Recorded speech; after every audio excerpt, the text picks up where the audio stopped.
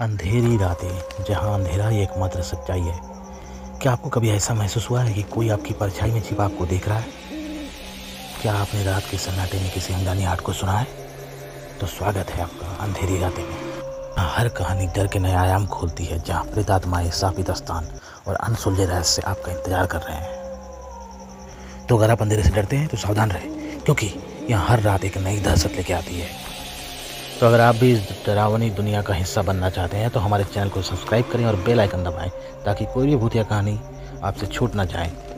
अब आप तैयार हैं? चलिए डर की इस दुनिया में कदम रखते हैं और कहानी को शुरू करते हैं।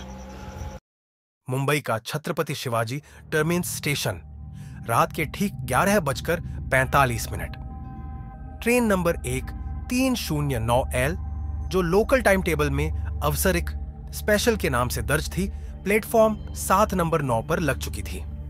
अजीब बात यह थी कि इस ट्रेन की न तो घोषणा होती थी, न ही इसका कोई फिक्स डेस्टिनेशन था। रेलवे कर्मचारी भी इसके बारे में कुछ खास नहीं जानते थे, बस यही कहते, कभी कभी चलती है जब सिस्टम चाहता है। रवि चौहान 12वीं वर्ष गणना के एक स्वतंत्र पत्रकार और रेलवे मामलों का पुराना खोजी रिपोर्टर इस रहस्यमयी ट्रेन की तह तक जाना चाहता था।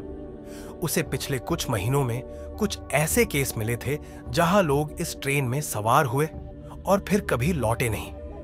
कोई सीसीटीवी फुटेज नहीं, कोई टिकट रिकॉर्ड नहीं, सिर्फ एक आखिरी तस्वीर प्लेटफॉर्म पर चढ़ते हुए और फिर हमेशा के लिए गुम। रवि ने आज फैसला किया था, जो भी हो मैं इस ट्रेन में चढ़ूंगा, सच जानकर रहूंगा। उसने काले रंग का जैकेट पहना, कैमरा और ऑडियो रिकॉर्डर बैग में रखा और चुपचाप ट्रेन की चौथी बोगी में चढ़ गया। डिब्बे में कुल मिलाकर 7 लोग थे। हर कोई खामोश अपनी अपनी जगह पर बैठा। किसी की आंखों में उम्मीद नहीं थी और चेहरे पर ना कोई सवाल। बाहर का लाउडस्पीकर एक पल को चालू हुआ, पर फिर खुद बंद हो गया। स्टेशन की घड़ियां हर एक की सुई 11:59 पर आकर रुक गई थी और फिर बिना हॉर्न के, बिना कोई सिग्नल के ट्रेन चल पड़ी। रवि ने तुरंत रिकॉर्डिंग चालू की और नोटबुक में लिखा, ट्रेन नंबर 1309L रात 12 बजे बिना किसी संकेत के छूटती है। बाहर कोई गार्ड नहीं, न सिग्नल मैन, डिब्बे में खामोशी, एक अजीब कंपकंपी। कुछ किलोमीटर चलने के बाद खिड़कियों के बाहर का नजारा बदलने लगा। सड़कें गायब थीं। स्टेशन की रोशनी धीरे धीरे मध्यम हो गई। अब बस अंधेरा, गहरा गाढ़ा निगलता हुआ अंधेरा। और फिर ट्रेन अचानक रुक गई। रवि चौंक गया। कोई स्टेशन नहीं दिखा, लेकिन बाहर झांकने पर एक नाम दिखाई दिया। जंग लगे लोहे पर उभरे हुए अल्फाज, कालपत स्टेशन। कोई घोषणा नहीं, कोई चहल पहल नहीं, बस एक अजीब सी सरसराहट, जैसे कोई बहुत धीरे धीरे आपके कान में फुसफुसा रहा हो। रवि ने कैमरा उठाया, दरवाजा खोला और पहला कदम उस स्टेशन पर रख दिया जिसे इतिहास में मिटा दिया गया था। जैसे ही रवि ने कालपत स्टेशन पर पहला कदम रखा, उसके पैरों के नीचे जमीन ने एक अजीब सी ठंडक दी। ये वो ठंड नहीं थी जो हवा से आती है, बल्कि ऐसा लगा जैसे जमीन के अंदर से किसी मरे हुए समय की सिहरन ऊपर चढ़ रही हो। स्टेशन पूरी तरह वीरान था। कोई इंसान नहीं, कोई आवाज नहीं। स्टेशन का प्लेटफॉर्म टूटा फूटा था। जगह जगह झाड़ियां उग आई थी।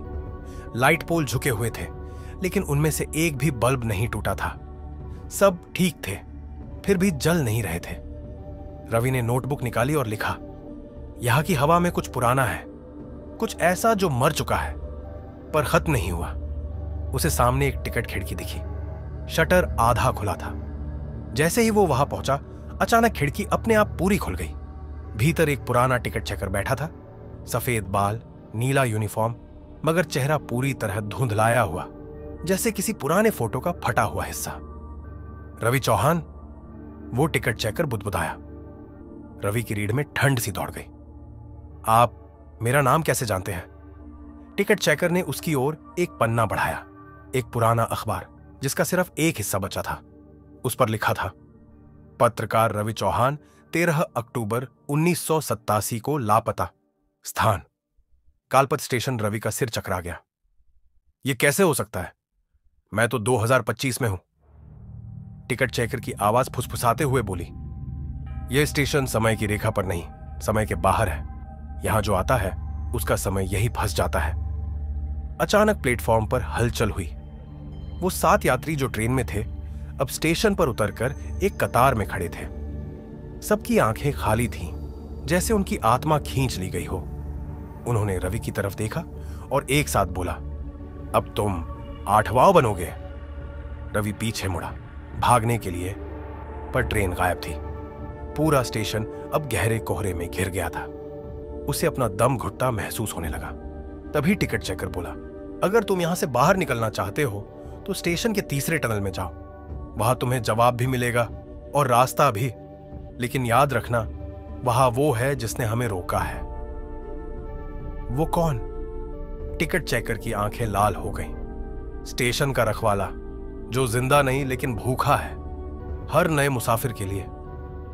कोहरा इतना घना हो गया था कि रवि को अब अपना हाथ भी साफ दिखाई नहीं दे रहा था। टिकट चेकर की बातें उसके दिमाग में गूंज रही थी। टनल नंबर 3, वही मिलेगा रास्ता, लेकिन वहां वो है। रवि प्लेटफॉर्म के आखिरी छोर की ओर बढ़ा।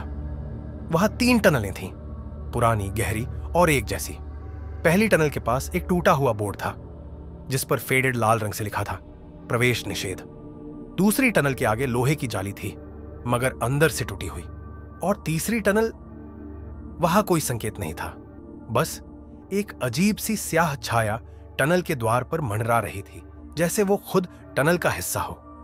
रवि ने कैमरा चालू किया और टॉर्च ऑन की। जैसे ही वो तीसरी टनल के भीतर कदम रखता है, उसे दीवारों पर कुछ अजीब निशान दिखाई देते हैं। घड़ियों की आकृतियां, जिनकी सुइयां उल्टी दिशा में घूम रही थीं। हर कुछ मीटर पर एक घड़ी बनी थी और हर घड़ी में एक नाम लिखा हुआ, शायद उन लोगों का जो यहां खो गए। एक घड़ी के नीचे उसका नाम उभरता है, रवि चौहान, 13 अक्टूबर 2025, अपेक्षित अवशोषण। अवशोषण। अचानक एक तेज हवा के झोंके से टनल की दीवारों ने चीखना शुरू कर दिया। ऐसा लगा जैसे सैकड़ों लोगों की आत्माएं दीवारों में बसी हों। रवि ने तेजी से दौड़ना शुरू किया टनल के गहराते अंधेरे में, और तभी वो दिखाई दिया। टनल के बीचों बीच एक आकृति खड़ी थी, दोनों हाथ जमीन तक लटकते हुए, चेहरा पूरी तरह काला। आंखें नहीं, आंखों की जगह 2 जलती घड़ियां थीं।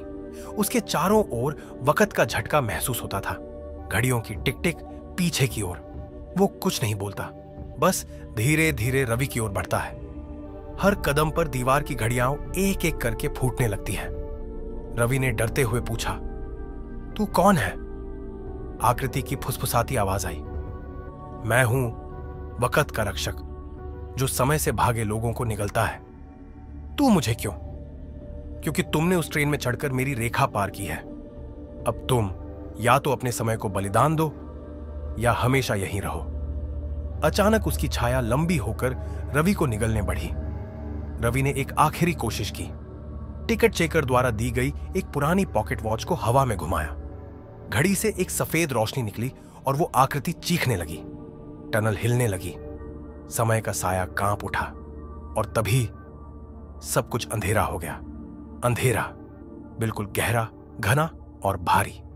रवि को लगा जैसे वो किसी असीम गहराई में गिर रहा हो। शरीर काम नहीं कर रहा था, लेकिन दिमाग पूरी तरह जाग रहा था। घड़ियों की उल्टी टिक टिक अब उसकी नसों के अंदर गूंज रही थी। तभी उसकी आंखें खुली। वो एक कमरे में था, पर यह कोई आम कमरा नहीं था। दीवारों पर सैकड़ों घड़ियां टंगी थी, सबकी सुइयां उल्टी दिशा में घूम रही थी। कमरे के बीचों बीच एक पुरानी लकड़ी की मेज थी, जिस पर एक रजिस्टर खुला था। रवि ने पास जाकर देखा, ये कालपत रजिस्टर था। हर पन्ने पर उन लोगों के नाम थे जो कालपत स्टेशन में कभी गुम हुए थे। नाम, तारीख, समय और एक शब्द समय द्वारा निगल लिया गया। रवि ने उलट पलट कर देखा और आखिरी पन्ने पर खुद का नाम पाया, लेकिन कुछ अजीब था। उसके नाम के नीचे एक नया शब्द उभरा, अपवाद, एग्जेम्प्टेड। अचानक कमरे की दीवारें कांपने लगी। सामने एक खिड़की खुल गई और बाहर वही स्टेशन था, लेकिन अब वह वैसा नहीं था जैसा पहले था। स्टेशन जीवित था, हां, जिंदा। दीवारों में चेहरे थे जिन्होंने समय की रेखा पार की थी। प्लेटफॉर्म पर वे 7 यात्री अब हवा में तैरते हुए किसी अनजानी लिपि में बुदबुदा रहे थे। उनकी आंखें रवि पर टिकी थीं, जैसे वह उनके लिए आशा की अंतिम किरण हो। और तभी टिकट चेकर फिर प्रकट हुआ, पर अब उसका रूप बदल चुका था। वह अब कोई सामान्य इंसान नहीं था। उसकी आंखें घड़ियों की तरह घूम रही थीं। उसकी आवाज में समय की गहराई थी। तुमने समय के रक्षक से बचकर समय के बाहर का मार्ग देख लिया है। अब तुम्हारे पास 2 रास्ते हैं। एक, वापस जाओ लेकिन अपने जीवन से 10 साल त्याग दो। दूसरा, यही रहो कालपथ के रक्षक बनकर और आने वाले यात्रियों की निगरानी करो। रवि के सामने 2 दरवाजे खुलते हैं। एक से बाहर का उजाला झांक रहा है, लेकिन उसके सामने एक घड़ी पड़ी है जिस पर उसका भविष्य बंधा है। दूसरे दरवाजे में वही टनल नंबर 3 की छाया लहराती है, लेकिन अब वो छाया उसे समेटना नहीं, अपनाना चाहती है। रवि सोच में पड़ गया। वो अपनी आजादी चाहता था, लेकिन क्या वो उन आत्माओं को वहीं छोड़ देगा, या वो अब खुद कालपथ का एक अध्याय बन जाएगा? दोनों दरवाजे खुल चुके थे। रवि के सामने था एक उजाले से भरा जीवन, पर 10 साल की कीमत पर। दूसरा, अनंत अंधकार मगर रक्षक की शक्ति और ज्ञान के साथ। वह कुछ पलों तक निःशब्द खड़ा रहा, फिर उसने धीमे कदमों से उजाले वाले दरवाजे की ओर बढ़ना शुरू किया। तुमने तय कर लिया? टिकट चेकर की घड़ी आंखें चमक उठी। रवि रुका। उसकी नजर पीछे उन आत्माओं पर गई जो अब भी कालपथ में भटक रही थीं। उसने गहरी सांस ली और कहा, नहीं, मैं बाहर तो जाऊंगा, लेकिन अकेला नहीं। इतना कहते ही उसने अपनी जेब से वो पॉकेट वॉच निकाली जिसे टिकट चेकर ने उसे दिया था, और उसे जमीन पर पटक दिया। घड़ी छटाक से टूटी और तभी पूरे कालपथ स्टेशन में एक कंपन दौड़ गया। घड़ियां उल्टा चलना बंद करने लगी। टनल नंबर 3 से भयानक चीखें उठी, जैसे शाप टूट रहा हो। आत्माएं धीरे धीरे उजाले में घुलने लगी। उनके चेहरे अब पीड़ा से मुक्त थे। कालपथ स्टेशन टूट रहा था, या शायद मुक्ति पा रहा था। रवि अब अकेला दरवाजे के पास खड़ा था, लेकिन अब वहां एक और दरवाजा खुला था। वक्त और शाप के बीच का दरवाजा, जहां से एक ट्रेन धीरे धीरे निकल रही थी। उस पर लिखा था, ट्रेन नंबर 000, समय से परे, शांति की ओर। वही 7 आत्माएं उस ट्रेन में चढ़ गईं। रवि ने टिकट चेकर की ओर देखा। अब उसका चेहरा भी इंसानी हो चुका था। उसने मुस्कुराकर कहा, शायद तुम वही अपवाद थे जिसकी हमें सदियों से प्रतीक्षा थी। रवि मुस्कुराया और ट्रेन में चढ़ गया। ट्रेन धुएं में गुम हो गई। अंतिम दृश्य। एक पुराना स्टेशन मास्टर डायरी में कुछ लिख रहा है। 13 अक्टूबर 2025 आखिरी बार कालपथ स्टेशन को देखा गया। अब वो नक्शों पर नहीं है, पर कुछ रातों में, कुछ प्लेटफॉर्मों पर जब घड़ी उल्टी चलने लगे, तो समझ लेना, समय अब तुम्हें बुला रहा है।